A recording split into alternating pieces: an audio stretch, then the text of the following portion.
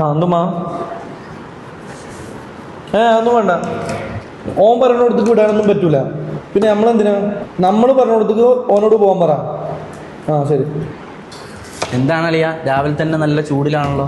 എടാ നമ്മൾക്ക് വീട്ടുകാർ പറയണ കേട്ട ജീവിച്ചേ. വാപ്പ പറയണ കേൾക്കണം, ഏട്ടൻ പറയണ കേൾക്കണം.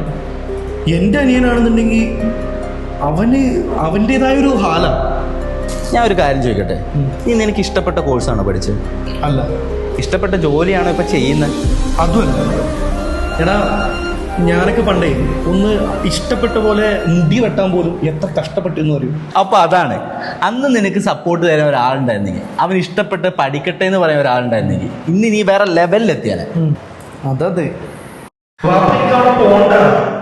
ഫാഷൻ ഡിസൈനിങ് പഠിക്കാൻ പോയാൽ മതി. ഇഞ്ച് പറയുന്ന സാഹചര്യം നിനക്ക് ഇവിടെ വിടാൻ പറ്റില്ല.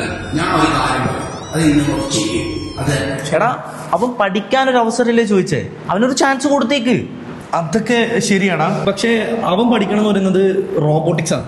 ഓരോ ദിവസവും ഓരോ മുക്കിന് ഇൻസ്റ്റിറ്റ്യൂഷൻസും കുറെ കോഴ്സും. ഇതൊക്കെ പഠിച്ചിട്ട് എവിടെയെങ്കിലും പോയി ഇങ്ങനെ സ്റ്റക്കായി നിൽക്കും. അളിയ, ചെക്കന് ദീർഘവീക്ഷണം ഉണ്ട്. അപ്പൊ നിനക്ക് ദീർഘവീക്ഷണം ഇല്ല, ദീർഘശ്വാസം മാത്രം. അളിയ, നമ്മളൊക്കെ ജോലി കയ്യാലപ്പുറത്തിരിക്കുന്ന തേങ്ങ പോലെയാണ്, എപ്പോൾ വേണമെങ്കിൽ തിരിക്കാം. എടാ ലോകം മാറുകയാണ്. എയും ഓട്ടോമേഷനും റോബോട്ടിക്സും. ഇപ്പം ഇതേ റോബോട്ട് കാരണം താത്തൻ്റെ പണി വരെ പോയി. നമ്മളെന്തിനാ നമ്മളെ പേടി കാരണം ചെക്കൻ്റെ ലൈഫ് ഇല്ലാണ്ടാക്കുന്നത്? അവൻ പഠിക്കാനൊരു ചാൻസ് അല്ലേ ചോദിച്ചേ, ആ ചാൻസും കൊടുത്തേക്ക്. ഇപ്പം നീ വാ, നമുക്കൊരു ചായ കുടിച്ചിട്ട് തരാം. ആ ഉമ്മ, അവനോട് ഇനി ഇഷ്ടമുള്ള എന്താ വെച്ചാൽ പഠിച്ചോളാൻ പറ. നമ്മളായിട്ട് ഇനി ഒന്നും പറയാൻ പോണ്ട. ബൈ. അത് കലക്കി എന്തായാലും. പറഞ്ഞവർക്ക് നമസ്കാരം.